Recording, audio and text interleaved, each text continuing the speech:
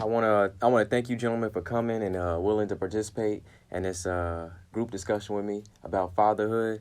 I feel that there are a lot of absent fathers, potential fathers, and fathers that have no clue what to do. So even if it reaches some, I think that'll be wonderful. There is a quote I want to start off with. It says, "Don't let your children train you. You might not know everything in life, but you know more than they do." Dr. Miles Monroe. Sense to me. All right. All right. So I'm gonna have everybody state their name and what you do. Wesley Spinks, in the process of getting my CDL. All right. All right. Curtis Nugin, Financial Services Funeral Director. All right. DeMario Beamon, AAU basketball coach. All right. Thank you, gentlemen. All right. So we're going to go into this first question. Being a father changes you. How do you feel about the change from how you used to be to now being a father and having a child? And was that change necessary? Who want to tackle that one first? Change is always necessary. All right. You know, I believe a kids evolve us. You know, I was a knucklehead. You know, still am a knucklehead in a sense, but I know I can't. I got to be sober minded. I got to be sober minded because people are counting on me. My kids. I want to make sure that I drop seeds in them at an early age because it's so easy to do whatever and then allow your kids to fend for themselves. Yeah. You know what I mean? Mentally, emotionally, not giving them the right tools. So I had to wake up to that reality. Like, I got to be accountable for my kids, for their upbringing. I can't let moms do it. I can't let grandmas do it, auntie, uncle, whoever. I got to do it, you know. So that's my input on that. All right. Thank you for that. Yeah, I second that. Yeah. Like, you have to let your kid evolve you. It's like, it's fighting something that you can't beat. It's like going in the ocean and thinking you're going to beat the water. Right. If you fight against evolving with your kids, you lose your kids and you lose yourself at the same time. Yeah. Because the second you realize what you lost, you're going to lose yourself. Yeah. So people may think, oh, well, I could, do whatever I want. My baby mama got it. It's cool. I just do me. But the second that kid becomes a certain age and you see you in the mirror by looking at them and they look away from you, is going to kill you. Oh, yes. And you're going to lose yourself. So everything you built is going to be torn down by the very thing you created. Oh, yeah. Definitely. That's some poetic justice for you. Yeah. I'm sorry. So to go against it is just ridiculous. You got to ride with it. Like me, I literally was, I'm talking about guns, drugs, fighting, everything. Yeah. Everything. Just thought I was literally how these shorties want to be nowadays. As soon as my daughter came, thank God it was a girl. Because for some reason, boys, they don't soften you up. They toughen you a little more. You still move the same way. But a girl, gave her about 6 months. She had me sitting in the house over there. What you on, man? I'm at the crib, my baby, man. Right. So that definitely made a change for you. Oh, man. It saved my life. Yeah. That's how I feel. That's great. I must agree with that girl. It's like, we know we got to be that man in their life. We got to show them that affection, that attention, that time. Because some wolves out here. And we know it. Yeah. We probably wolves. Right. So we know. For ourselves, right. So to piggyback off basically what both the brothers said, it gave me an opportunity to really, at that point, learn how to be a part of something bigger than myself. Right? So from there, it was, like y'all said, it's no longer just me in that mirror. It's me, and then I got to look at the shorty behind me. Right? I got to look at this little girl that's looking at me in the mirror, and I got to look at, my sons, and, like, it's a total transformation mentally, right? And then your lifestyle changes as well. Like you said, club Saturday? Nah. Drinking on Friday? Nah, we good. You know what I'm saying? Now, like, they know now, Saturday, Sunday is really that day. Daddy watches football, but they know everybody's in the house. Ain't nobody going nowhere. We all just in the house doing, this is daddy time. But, I think about my wife and how she says her dad was with her. She fell in love with football because of him. She knew that football Sunday, Dad was going to have his place on his couch or his chair, and that was that. So for me, like you said in the beginning, never having my natural dad around, it was always a competition in my head to be better than him. Yeah, so when I found out that I was having a kid, I knew then, game on. Yeah. Game on. Let's go. Now I'm finna prove to him, prove to myself, and my whole family that you can be a product of your environment, but I ain't got to sell the same thing. Yes. That's right. Makes sense. All right. What was going through your mind when you first found out your girl at the time was pregnant? What was going through your head? That was instant, man. It was instant game on, right? Yeah. It was a level of like the fear of the unknown, but like I teach now, fear is a choice. You choose to be scared. Oh yeah. Right? So you really have to adapt, that mindset to say, all right, here it is. What are you gonna do with it? Right. So when she told me that she was pregnant, it was a joy, but then it was that fear of unknown. But then it was that get over that fear. Like I said before, now it's game on. Let's play. Right now I get to show and prove. One thing that I never got to prove to anybody, so now you get to see it. Right. Yeah, so immediate, man. Like it was like, I got this. Got it. And it doesn't come with a rule book, right? Yeah. So No rule book. There's no rule book to this thing. So you just really gotta, shoot from the hip, right? And then when you make mistakes, especially with the age that they are now, when I make mistakes, I can go back and say, like, my bad. I apologize. I try not to use the word I'm sorry, right? Because it's a psyche behind that word. Right. So I try to use, I apologize. I was wrong. Daddy was wrong. Daddy will do better next time. Let Daddy know if, what can I do, And I get insight from my wife too, right? So I ask her, like, yo, what am I doing wrong? Like, what can I do better? Nobody's perfect. Yeah. So I did receive some good feedback, but that's for another session, right? All right. Well, I think that's awesome that you get insight. A lot of brothers don't do that. We want to do it all, But for me, like him, game on. Showtime, I was 16. So, I was a kid, but I felt like I was ready, and I like to win. I don't like to lose, and because of that, I knew I was going to be the best dad I can possibly be. My dad taught me this one thing: don't be like me, be better than me. I knew I was doing things out of order by having a child at a young age. Because truth be told, I told my girlfriend at the time, have my kid. That's my thinking. I'm doing everything else as a man, at least I thought. Have my kid. And then she told me later on she was pregnant. I'm like, game over, But it woke me up to a point where I want to do better. I want to be better. I want to live better. I want to think better because I knew that I was thinking out of order. I just knew when you raise a certain way, when your thinking is out of order or not. And I knew, but I was so accustomed to the street life. But it woke me up to a point where I got to do better, man. Yes, it's like I want to love on this young lady to give her so much love that she don't want to do what I did, have a baby at a young age, because her mom was 15. We kids. And we willingly knowing what we doing. I wanted my child to willingly do something different, if that makes sense. Yes. Yeah, definitely. Yeah, for me, it's a little different. So I was still ripping, running, doing my thing, I had just recently moved to Arkansas. Okay. And I was actually down there performing, and a text message comes through. I look at the picture. I'm like, my guy like, what's wrong, Ghost? You look like you seen the ghost. He was like, call me Ghost. So he like, look like you seen the ghost. He's cracking a joke. I'm like, yeah, it ain't even funny, bro. And he like, what's wrong? Somebody died? I'm like, nah.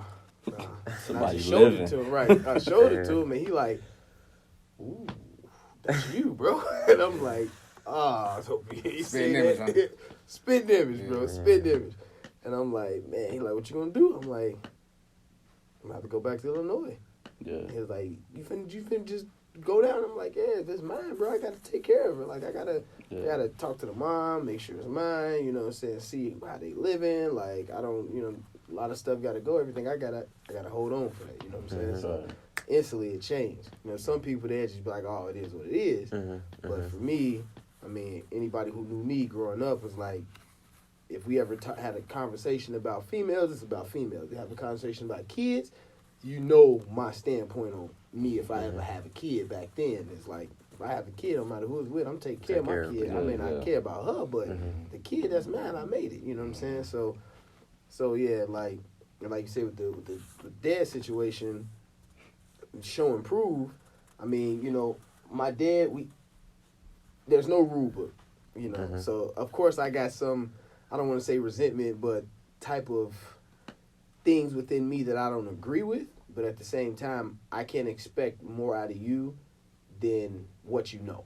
Yeah. You know what I'm saying? So if you didn't know better from your daddy, I couldn't expect you to do better than your daddy. I can't expect it to. I would hope for you to. Yeah. So for me as a man, what I'm doing is trying to make sure they have all the tools, because now I expect you to. Why? Because I reached out on myself, taught myself how to be a better man than somebody taught me how.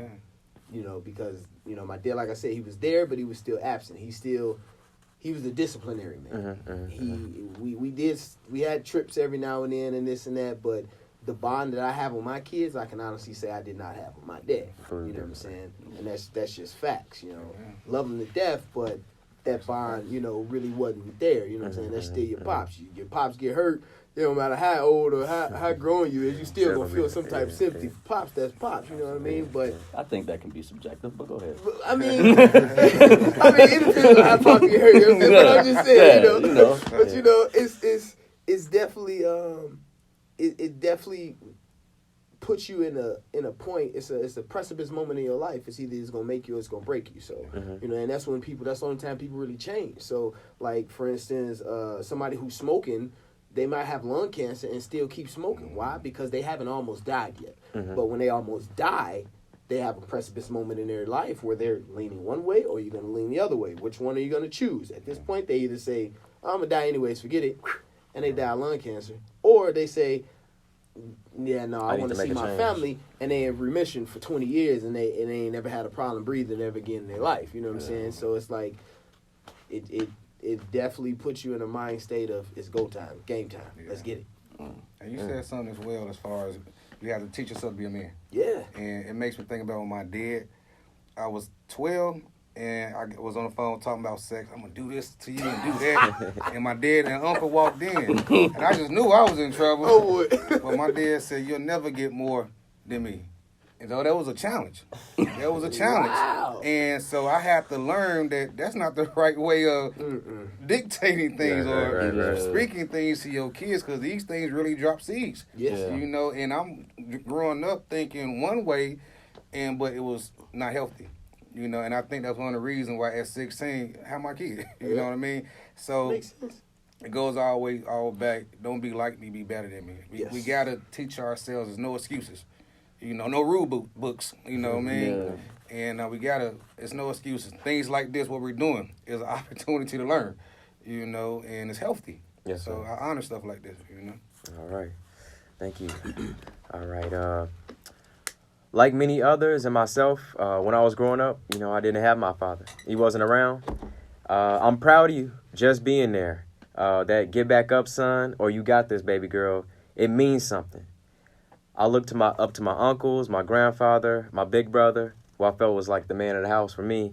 But, you know, just not having that male role model influence there, you adapt to the male that's around. You know, some people do. Of course. Do you feel that male role model or influence is important? And did you have that growing up? Man, I feel like that's probably I don't want to say but because I'm a guy, I would say the most important thing. Just because it's a lot harder, and don't get me wrong, some women do it. There's exceptions, but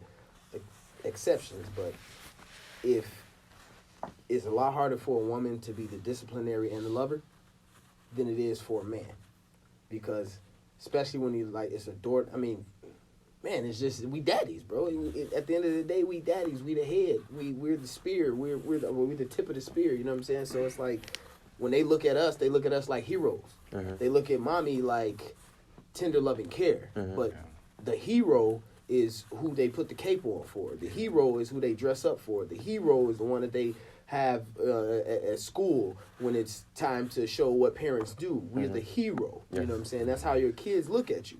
So I feel like without a kid with a hero is a lost child. That's like children nowadays, they don't even have a favorite action hero. They don't have a favorite cartoon. Wow. They don't have a favorite role model. They don't have anything to look up to besides the person that's getting the most money. And when I was a kid, I wasn't thinking about that. Why? Because the parent, a lot of times, you know, hey, maybe they work too much or whatever, they're, you know what I'm saying, different strokes for different folks, but there's nobody there to shield them from everything else that's constantly being poured down. So if the world's pouring a million different ideas into your child's head at one time, where are you to step in as being the father to shield that and only let what you feel like is appropriate for them to learn until they get to a certain age? Because if a kid learns about a 9mm by the time he's 6, what you think he gonna be thinking about when he's 7, 8, 9, and 10? Or what you think he gonna be thinking about when he old enough to feel like he can hold one? You know what I'm saying? And that's how I look at it. Like we as men have to be there, regardless of the circumstances, regardless of the situation with you and her. We have to be there because we know how it felt when we didn't have it. So why allow your kid to feel that too? Yes. I'm in agreement. You gotta be there. I mean, it's important. I had my dad there, my uncles there. My dad, I saw good things and bad things with my dad, and I thank God that I was able to see both things to make a conscious decision on how I want to operate. But one thing I did learn from my dad, his dad left him. His dad literally lived like 4 houses down and did nothing for him and his siblings. And he shared a story with me, make it real quick. My grandmother, my dad's mom, put some clothes on layaway for Easter. Instead of his dad contributing, getting out half the other money, he actually took the money that my grandma put down, and it crushed my dad. It crushed my dad. So in return, I know a man supposed to live on his word. But my dad showed me that. I'm grateful because a woman, a mother, they show nurturing more than anything. You know, you mama's baby. You know what I mean? But a man, a good man, no, not the best man, but a good man will show you your word is your bond. This is what you have. You gotta live up to it. So that's what I got from my dad growing up, and I'm grateful because even now, my dad, I'm 41, my dad's 66, he still gas me. You know, and so my goal is still got my kids. I got all grown kids now. So I raised them, now I got to guide them. And I think that's the proper steps, right? Yes. We got to constantly, we got to always be there. I think a lot of guys too think, oh, I did my part already, paid my child support, I'm gone. Now I'm doing me. You know, now as we get older, they get older. Yes, we can do more of us, but we still can't deny or reject that we still got to be there. We still hold some weight in their decisions. But yes, that's And I just want to chime in real quick just on what you said, because that phrase you said is the most impactful phrase that's been in my life, and the teetering point between the relationship with me and my dad, which is men think that once they turn a certain age, you've done everything you need to do. And that's what his dad did for them. And so, like I said, he's only doing what he knows. He did the same for me, but the impact on me, because every generation grows up different, right? Every generation has more things, more technology, more gadgets, more need to seek more knowledge, more awareness. Just as a baby, having more awareness. They're not just sitting there just. Now they're actually figuring out stuff, and you're like, man, why is you growing up so fast? You. What question did you ask me? Did you really just ask me that? Like, how old are you? You know what I'm saying? So it's like we pick up on more stuff. So our generation, we thought a lot. We were thinkers. You know what I'm saying? So when it comes down to, I got a house for you, I put clothes on your back, I make sure your stomach full, everything that's needed, all the necessities, and you get an education, all right, I'm out. You got everything you need. You good. I did better than my daddy did. Right there was him drawing his line. Yeah. And I mean, he could argue it all day, but at the end of the day, if he looked back at our life and look back at, don't get me wrong, like, let me not take nothing away. Couple vacations here and there, like I said, show you some family, this and that. But these are things that you shouldn't stop doing, right? Because at some point you got to realize, well, did I do enough? Because if it's the dash, right? When you live, so you got when you live, when you die, you got a dash. How much of that dash did you spend with your kids? How much of that dash did you actually devote to building them to be something better? It was a phrase that somebody said once before that said, if a man dies before he leaves knowledge and something of value for his kids, that means something that doesn't diminish, which A is knowledge again, if you actually think about it, which is steps of life, tools. He failed as a man because you literally wasted that whole dash on yourself and nothing on your kids. So I definitely had male influences growing up, right? And I can name a few, right? My natural dad is that one that I always wanted, right? Because that was my natural dad. I'm 38, haven't seen this man since I was 16, right? But now the people that did influence me, I took a lot from different people, different steps, right? And it taught me really that every situation is a learning experience, and you learn how to be and how not to be. Exactly. That's true. That is the question. Right, so I take that, then, right, and I take, whatever good and whatever bad, massage it, make it my own, push it out to my kids. You see, so is it important to have? Sure.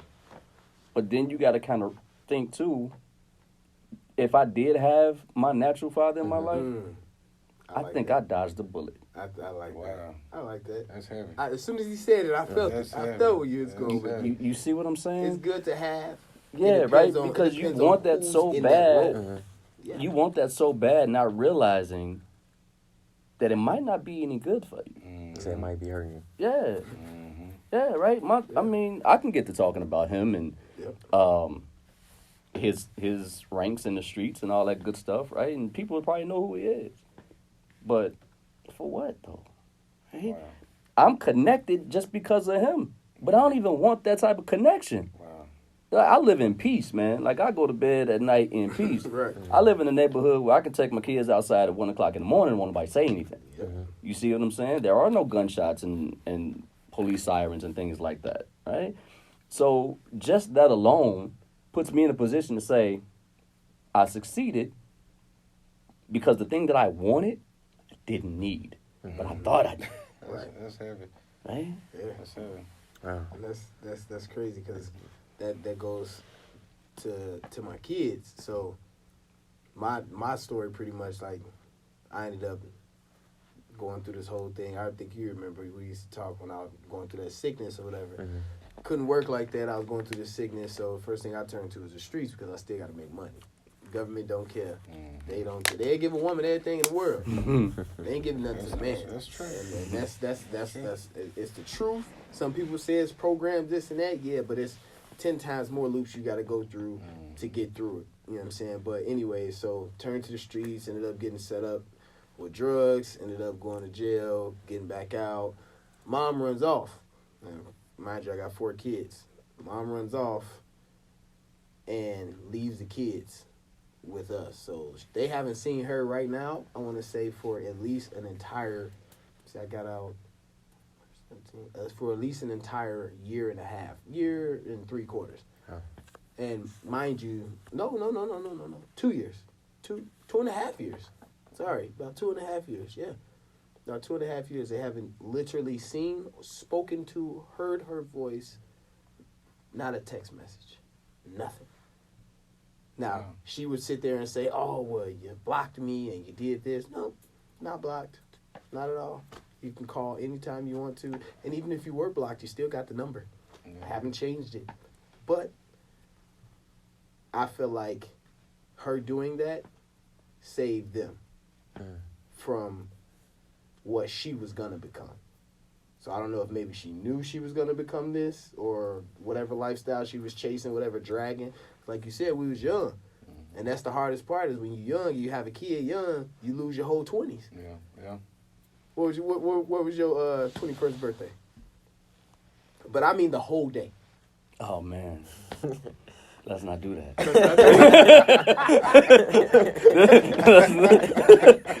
Come on, man.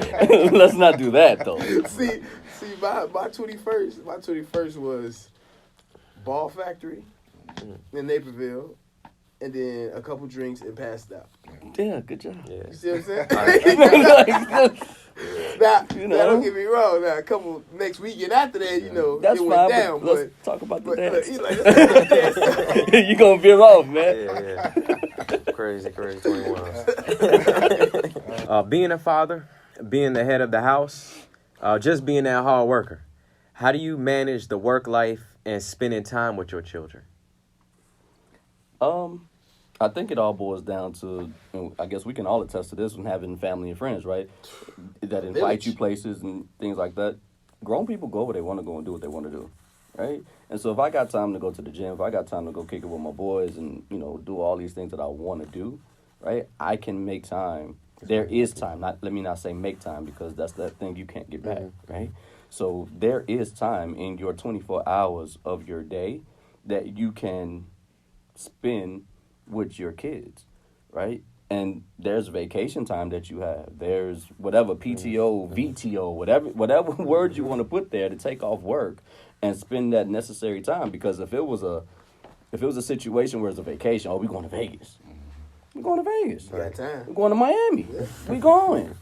Right? You're making that a priority.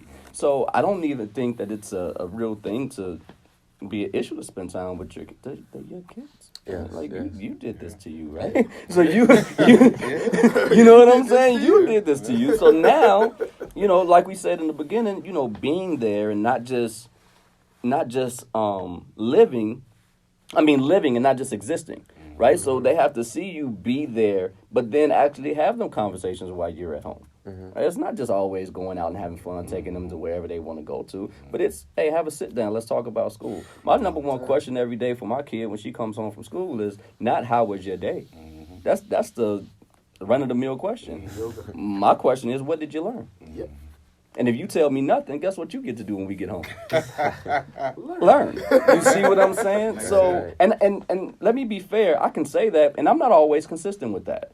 Right? When we get home, I'll probably be like, I got to cook. You know what I'm saying? And she probably upstairs like, yep. Skated that one. Daddy didn't remember. Right? And so we're human. Right? We forget. But at the same time, I think that's embedded in her. Like, now she knows. Even if she has to come up with something. Rabbit, what did you learn? Well, the teacher said, right, now she got to come up with something. So to speak to the question, it's not a balance for me. It is what it is. It's here. I'm an AAU basketball coach. I go to practice. I go to my games. If I can make time for, there's no family members in my AAU team, right? I don't have any kids doing this. I do this for the love of the game. So if I can take out my Saturdays and I can take out my Mondays and my Wednesdays or whatever day we got practice, and I can take that time out to dedicate to my love, which is coaching, I damn for sure better take out my time for my own kids, right? And if I don't, then that's when, like you guys said, that's when you fail. That's when you fail. And they see that. Yeah. They see that. Like, they see, oh, you got time for the game, but you ain't never took me. Right. So. Yes. And I think from what I've been hearing or seeing rather, that a lot of fathers, like, they just work. It's like, all I'll ever know my father was to do was to work, when he gets home and he's tired. So that what you're saying, making time, I think that is really important to just make time. Like, I know I got to work, I got to do this and that, but I still have to make time for my kids. Yeah, it's that's a big thing, man. Like, I see it all the time. Even Kanye said it in one of his rap lyrics. He said, I don't know what my dad did for dough, but he always sent me to school with a new wardrobe. Right? Yeah. It's like this norm. Like, okay, I don't know what he does. I don't know. I just know he works. Yeah. Right? And he comes home. Yeah. And for some people, he comes home sometimes. Yeah. Or not at all. But I see him when it's time for money. Yeah. Or whatever that looks like. I never wanted to be that guy. Yeah. Right? Yeah, and sometimes there are unfortunate situations that place you in situations, right? Because, you just never know dealing with other parents and other situations where that's not always an option. But in that still, you have to make sure that you're always ready. It's almost like being a backup quarterback in a sense, right? If you're in that type of situation, you got to always be ready for you know, you can have an estranged relationship, right, with one of your kids or one of your kids' mothers or whatever that looks like for anybody, right? And then all of a sudden they pop up. Are you ready? That's heavy, brother. Are you ready? Right? Because it's still yours. That's heavy. Are you ready? Choice. So Yeah, that's heavy. Yeah, me, it goes to value. Piggyback. It's all about what do you value? As a dad, what do you value? Do you value just making sure food on the table? Do you value making sure your kid gonna succeed well beyond what you succeeded? Do you value quality time? You know what I mean? Quality versus quantity. You know what I mean? I know a lot of dads be home all day, but they only got so much quality time with they child. Yeah, You know what I yeah. mean? Say a couple words, you did your homework, okay, cool. You know, and that's it. You know?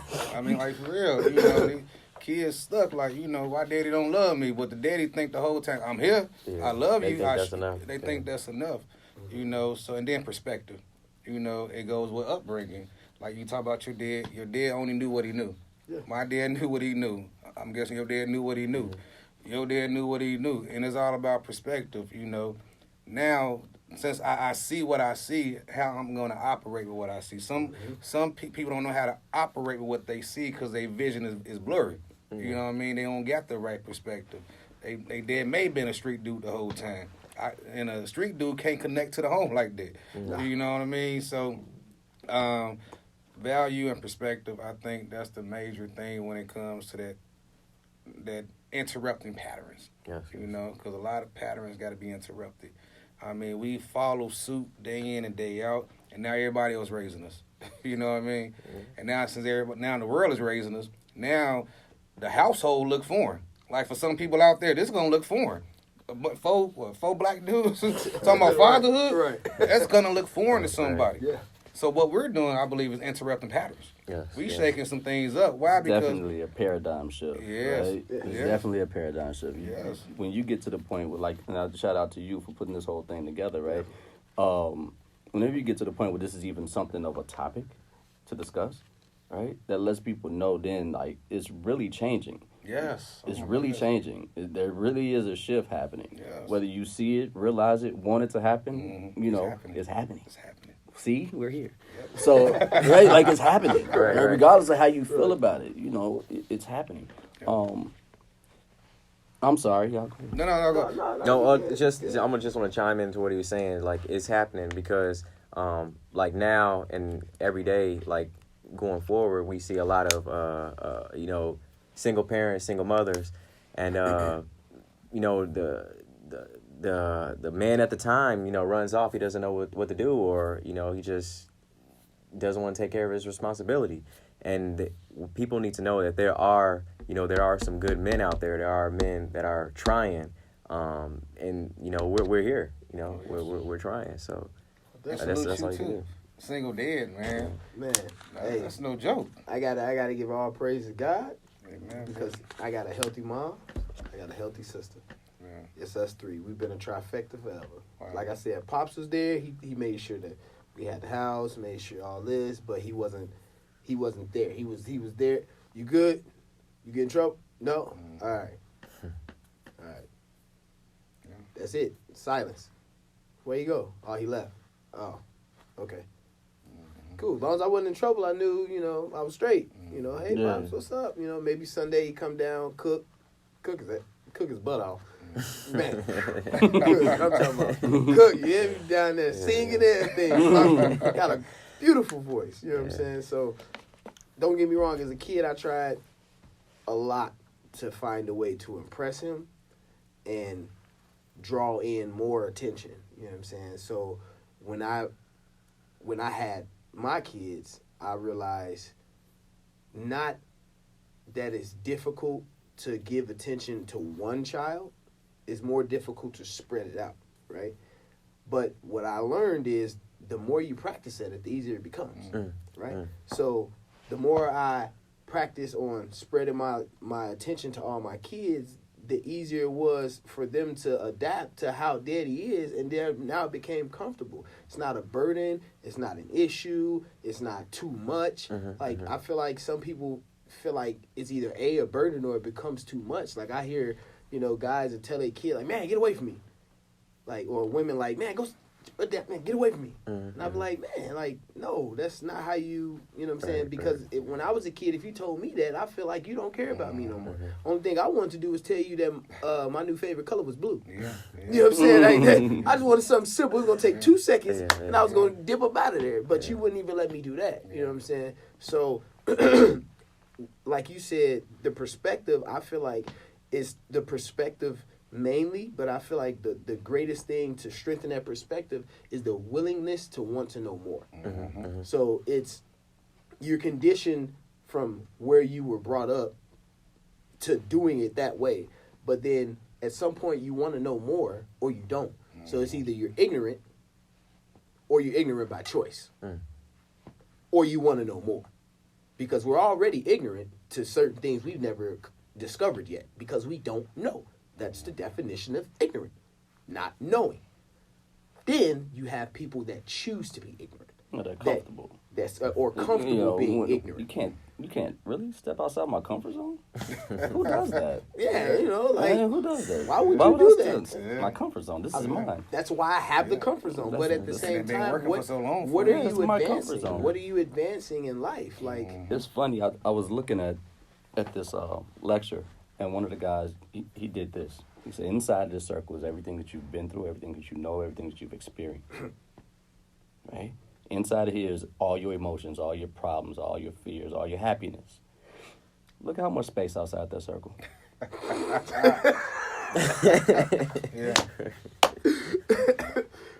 Right there, the lecture. If you don't get that, you see what I'm saying. Yeah. So, but people are so scared to open that up because that's their comfort zone, right? Yep. They're scared they're gonna learn. They're scared because with change then comes discomfort. And what's the one thing we can never stop? Time and change. You have to be. So why not embrace it? And the funny part about it is you really don't even have to change. You ain't got to. Stay right there. Yeah. You go. Something gonna change. You stay right there. don't change. Don't change. You stay right there. And don't let nobody tell you got to either. You stay right there and watch and see what happens. Right? And so everything change around you, and at some point we're doing it the same. You're doing it the same way, but everybody else around you is evolving. But you got all the facts. You got all the tools right in front of you to show you that the way you've been doing it ain't working. Right? So I'm presenting you with all these facts, and I'm presenting you with proof behind what I'm telling you. But then there's no, like, it doesn't click in your head. But if it does click, you still gonna do whatever you can to stay within your comfort zone. Fear, like you said before, it's the fear of not knowing. Cognitive dissonance. And we can go even deeper in that to the roots. Ego and pride. Yeah. Ego and pride is something within us preventing us. We got common sense. We get conviction. We get a tugging and a pulling. We get our emotions, wrapped up, knowing that we need to step outside this comfort zone. Ego. The enemy within, right? Yeah, that's what's fighting against us, fighting that growth. It all plays. Goes back to that book that I was telling you about, Power versus Force. Yep. If you use your power, you win. If you forcing it, there's always going to be a pushback. Yeah. There's a force. Why force it? Right? But if I got power to just, all right, I see it. I know what it is. Right? Let me do this. Exactly. Just let me do this. So when I came home, I was in there, I was writing a book on my own. It's called Black Month Brotherhood. I got to find a copy of it. I hid it just so it wouldn't happen to it. And now you don't know it. Good job hiding it, bro. See, I hid the finished part, right? And then I took the bits and pieces that I had copied twice, and then I kept that so whenever I wanted to share it, I could. But then I ended up losing those, so now I got to go get the original. But yeah, I was speaking on force, like you cannot do anything finessively with force. Like, if you can't force your kids to do anything, nobody can force you to do anything. If they do, then ultimately it's not you doing it, it's them doing it. So if I'm forcing my kids to be some type of way, it's not them being that type of way, it's me making them be that type of way. So then they're technically not. It's kind of like what people say, the preacher's daughter, right? You hide her from everything in her life, and make sure that she can't see anything or do anything. And the second she gets a taste She of just what's in wild out. reality, Wow. it's over with. Because Yeah. then they meet that wolf, Yeah. and that wolf tell her everything that she never heard before because you never told her. If my daughter come to me and tell me something, I'm not going to force her decision. So what I do is I give her the pros, the cons, how to do it without getting caught, and the consequences of doing it with getting caught. All right, gentlemen. Thank you all again for coming and participating in this conversation with me. I just want to end it off with everyone chime in on this. Just drop some some knowledge or something you want to share with maybe the youth growing up, potential fathers and struggling fathers. What would you like to share with them, and what would you like them to know to take from this before we end off? I think one of the things that I think is most important to me, me and my wife adopted this, is we are definitely raising individuals, right? The pressure of me seeing the potential in my kids and wanting them to be exactly what I see in them, right? That then can deter, because if I see you can be X, but I see you want to be Y, but you have the potential to be X. So I'm pushing X. And as soon as they want to do Y, because we forced it, see? Because we forced it, because that's what we wanted. Because we forced it, they feel like they disappointed us. And because we forced it, we feel a level of disappointment in ourselves because the kid didn't turn out the way we wanted them to. In raising individuals, we have to be comfortable in that individual's choice that they make. That's the hardest part. When you have that 18-year-old, when you have that 19-year-old, and now, all these years, you done raised individual, now they making decisions that you don't like. But like I said earlier, you did this to you. As a parent, right? You got to be comfortable with your kid being their own individual. You really... And we're definitely not going to hit on this topic, but because of social standards and religious pressures, that's the reason why we raise the kids the way we do, period. If it wasn't for those two things, parenting would be completely different. That whole theory of it takes a village to raise a child came back from in Africa, when it didn't matter who the mama or the daddy was. That's when we had multiple wives or multiple husbands. That's where that whole theory came from. It takes a village to raise a child because it didn't matter, right? Because it was just all encompassing of let's just raise these kids because they're here on our village. So we got to make sure that they are brought up the right way, right? Or at least the way we think is right. Now, with so many different changes, right? Social media and TV is the biggest thing. Social media is the biggest thing. The music now, we got Cardi B and City Girls. Megan Thee Stallion. We got these, and I'm not knocking anybody's grind, but like you were saying earlier, they don't have an action figure to look up to. There is no My Little Pony. There is no Strawberry Shortcake. There is no G.I. Joe. There is no Mighty Mouse. There's You're right. There's no Thundercats anymore. There's no famous Jet Jackson. You know what I'm saying? So it's really imperative that we don't take that parenting thing so serious where we mess up our kids. I'm not allowed to curse, am I? No. Okay. Right, I want to make sure. We don't. It's definitely serious. But just like I was talking to my wife, if we structure things and we have it structured, and you want to go with this structure, as soon as it go awry, you feel like everything is about to blow up now. Because it didn't go the way you planned it. But we always have to go back to that thing that we said in the beginning. It don't come with a rule book. You're raising individuals.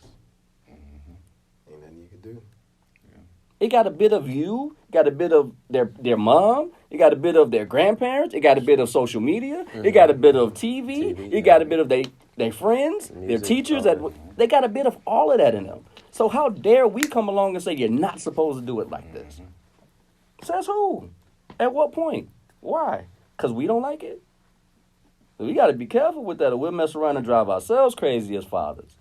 Especially raising little girls. Yeah. Yeah, see, I got my daughters. They done made me a little thingy. Told me I gotta wear it. Oh, shout out to the daughters, right? Yeah. Shout out to the daughters. Yeah. They definitely soften you up. Yeah. I feel like I asked this question to somebody before. I said, and we all do it when it's simple things like hitting the lottery or who would have won that football game or basketball game or creating Apple or creating an app on the phone. If you knew what you knew now, and you could go back and talk to yourself before you had a kid, what would you tell yourself? So there's two things in that I feel like is important when you think about that answer. One is, what have I learned? So now you got to reflect on yourself and see from when I was 20 to 30, what did I actually learn to tell myself so I don't make the same mistakes? Well, dang, what did I learn? See what I'm saying? Now you got to actually think about it. Two is you have to remember that if you go back to tell yourself what you know now, you still dealing, like he said, with an individual, with kids, right? So that answer you give yourself is more complex because the only answer you can give yourself is never stop trying. Mm-hmm. You can have all these results. So 4 people can never solve each other's situation no matter how the similarity is with the exact same resolve. Because at some point, we still are individuals. Yeah, what works for me doesn't work for you. What works for you doesn't work for him. But we all got the same problem. Period. Our tire flat. We all got the same problem. But you know what the problem is? My lug nut is bigger than yours. Your car is foreign. You got a truck. It's always something else because everybody's still, and that's why I agree with that what you said. I'm like, man, I feel that too, individuals. So when you got daughters, you got to raise your daughters to be respectful, but you got to lead by example. Mm-hmm. So they have to see you be respectful. They need to see you open the doors. They need to see you talk to your female with respect and dignity. They need to see you at all times be this figure. So whatever you are outside of where your kids is, hey, that it is what it is. But when you want to leave an impact on your kids, especially if you're struggling, every little thing is under a microscope and it counts. They pay attention when they think they're not paying attention. It's been times where I've been talking on the phone and my son playing this game with his headphones on, and I done said something, and he like, wait, Daddy, you said you did what? Boy, if you don't mind your own business, man, why you paying attention to me, man? You know what I'm saying? Like, boy, go do what you doing. You know what I mean? Or my youngest, like, they don't have a filter. Their filter is not in their ears, and it's not in their mouth. And it's definitely not in their brain. They absorbing it all. Yeah. You know what I'm saying? And little August will come up to you and just wow you with, where did you just get that from? Like, who just told you that? And this happened 3 months ago. Wow. And he just now bringing it to your attention. And you like, he really paid attention to that. Oh, my God. What the hell was I doing? Excuse me. What the heck was I thinking at that time? You know what I'm saying? So, just all in all, man, for fathers that's going through it now, it ain't a rule book. You raising individuals. You got to lead by example. And, man, when things get hard, which we know they are, it's expected for things to get hard. You know what I'm saying? It's not expected for things to be easy because, like he said, you know what I'm saying, it takes a village to raise a child. You know, I said that earlier because my mama lived by that. So, like, for example, if we all became, like, super close, right, and my son went to one of y'all houses to spend the night, and he did something that deserved for him to be disciplined, I expect you to do it. You don't need to call me. You know why?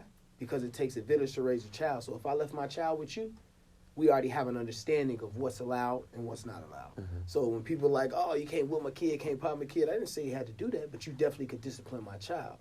You could sit my child in the corner. You can make him put nose and toes to the wall. He could do wall sits, push-up, whatever we agreed on, that's what it is. But people don't have that, like he said, it didn't matter who raised the child then because everybody had respect for one another and they had a respect for the goal. But we don't have that unity now.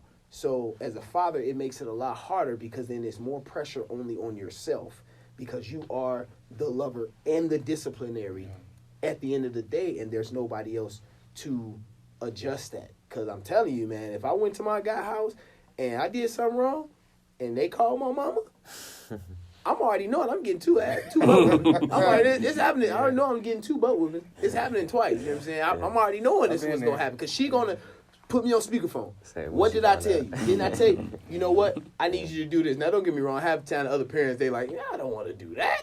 But they got the right to. You know what I'm saying? So it's like, man, you gotta, if you want your kids are a reflection of you. So if you want your reflection to look like something, to be something, if you don't want to have to be that guy that's 60 years old in a nursing home looking at his kids who resent him and just ready to get rid of him, if you don't want to be the guy who looks at his kids and say, where did I mess up? Why do you not want to have anything to do with me? If you don't want to be the guy that has a lifetime of regrets running through your head, then everything you do, question yourself, was this the best that I did? Was this the best I could have done? Was this the best idea? Because there's no rule book, so you always got to go back and rethink it. You know what I'm saying? Like he said, him and his wife, he always asks her, like, where am I messing up? Like, what's wrong? Don't be scared to ask that question. Mm-hmm. Did I do that right? Yeah. Hey, I just whooped their butt because they got in trouble at school, and that's a big thing.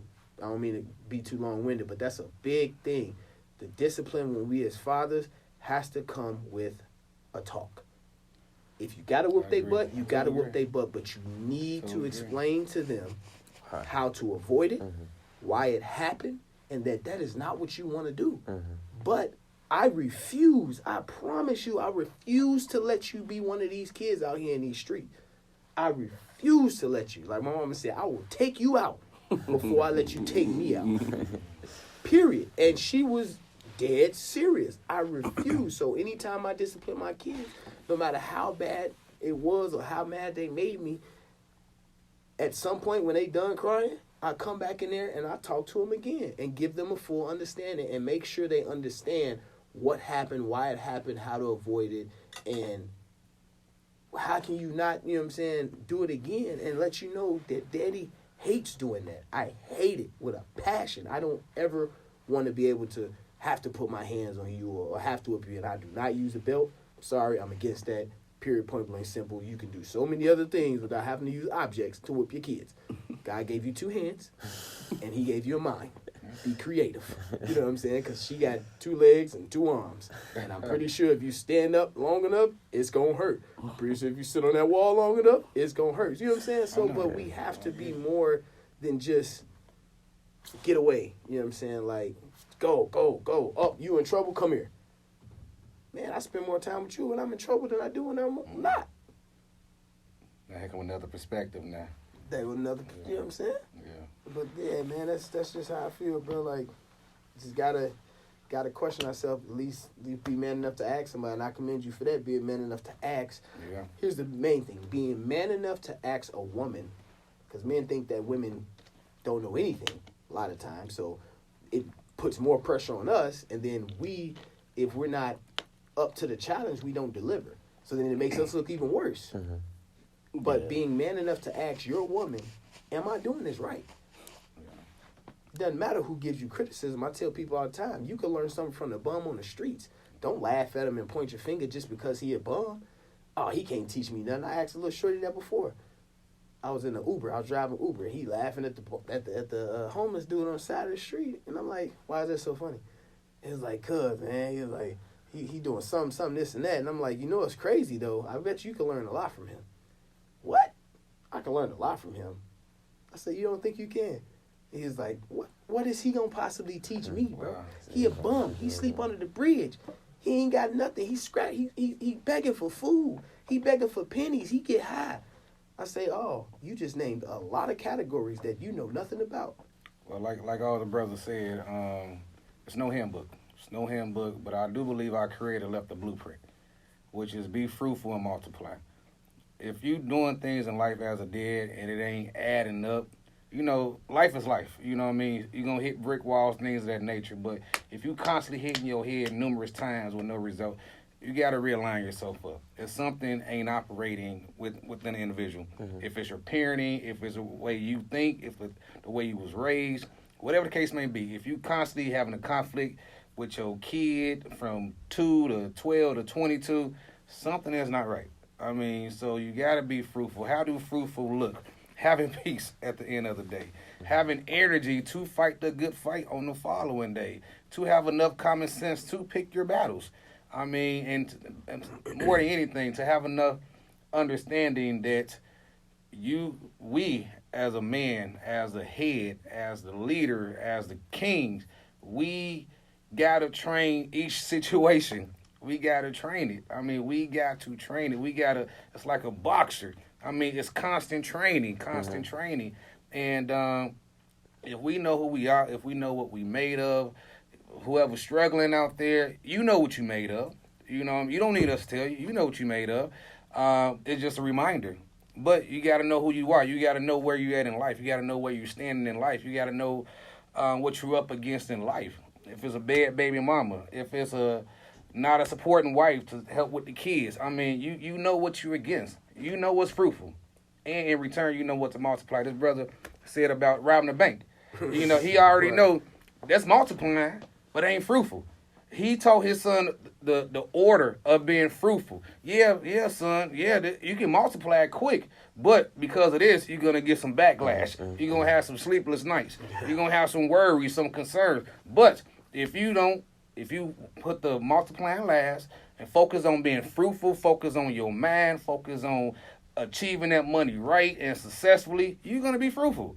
So we know where we at as dads. So whoever struggling in whatever area, check that area. Don't lie on that area. Don't be cool. I'm doing great in this area, but I suck in this area. I mean, balance, right? It's all about a balance. So at the end of the day, we can have this peace and we can do what God wants us to do, which is water our seeds. We got to water our seeds, man. He gave us the loin to plant the seed, and we got to water that seed. It doesn't stop. It doesn't stop. So wherever you're at, if you're a new dad, dad like me, been in the game forever, you keep watering your seed. Why? Because it's your seed to grow. We don't stop until we die. I mean, that's when our job is done, right? When we gone. And then, too, we looking at longevity. You know, I got grandkids now. I got 2 little boys for grandboys. And I know they ain't my kids, but guess what? They a product from my kid. And I still got a duty. We all got a duty. I mean, we got to teach them quick. And my main thing just be fruitful and don't lie to ourselves, you know what I mean? And just be honest with ourselves. And that's pretty much it. It ain't rocket science. Like I said, it's no roadmap. It gets hard. And then follow brothers like this at the end of the day. He'll continue to give you the tools. Right. It's no excuses, right? He will continue to give you the tools so you can be fruitful, so you can have your peace, so you can raise your child the way you know you was already created to do. All right. Thank you, gentlemen. This was a great conversation.